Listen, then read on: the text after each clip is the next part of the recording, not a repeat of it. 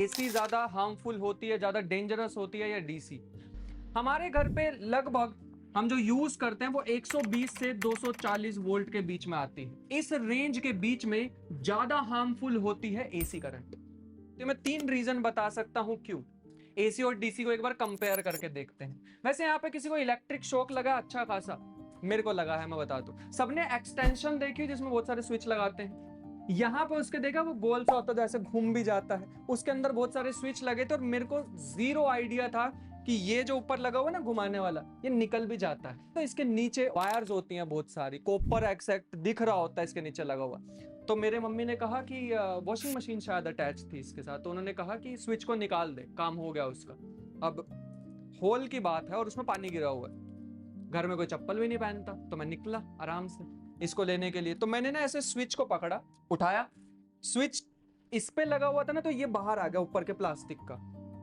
तो अब मेरे को दिख जाना चाहिए था ना कि ये काम कुछ गलत हो रहा है। मैंने क्या किया, उसको नीचे से पकड़ा सपोर्ट देने के लिए और खींचने की कोशिश की। मैं जो बताना चाह रहा हूं वो ये है, मेरे हाथ में जब वो स्विच लगा ना, इसके नीचे के जो प्लग थे, मेरे हाथ में 3 गड्ढे हो गए यहाँ पर। मैं तुम्हें भी बताता हूँ रीजन कैसा क्यों हुआ। एसी में ना, जैसे एसी कोई भी हम लाइव वायर पकड़ लेते हैं एसी की, तो ये हमारी जो मसल है ना, इसको लॉक कर देती है। जितनी भी मसल होती है, मतलब मैं इसको छोड़ ही नहीं पाऊंगा चाह के भी। और जितना ज्यादा कांटेक्ट में रहूंगा करंट के साथ, उतना ज्यादा हार्म करेगी ये।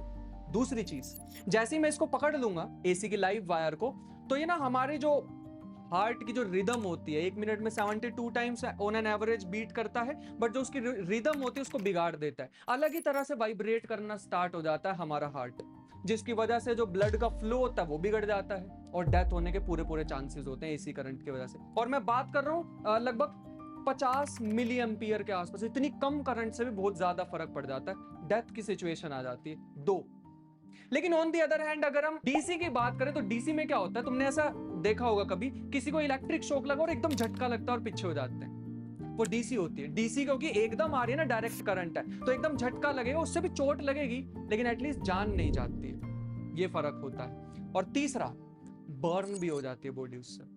एसी में मैक्सिमम करंट हमारी बॉडी पे ही फ्लो करता है, तो अगर मेरी बॉडी बर्न हुई तो ये स्किन जो है ये बर्न हो जाएगी। लेकिन डायरेक्ट करंट इतना स्ट्रॉन्ग है कि वो पेनिट्रेट करके हमारी बॉडी में चला जाएगा और हमारे ऑर्गन्स तक को भी बर्न कर सकता है। अगर इस रेंज की बात करूं, एसी ज्यादा डेंजरस है। अगर इससे बाहर की बात करूं, जैसे ट्रेन लाइन पे जो होती है ना ऊपर तारें, वो हो गई, घर के आसपास भी लगी होंगी ना 2 टावर के बीच में बड़ी बड़ी सी वायर, उसमें डीसी बड़ी स्ट्रॉन्ग होती है, इतनी ज्यादा खतरनाक होती है।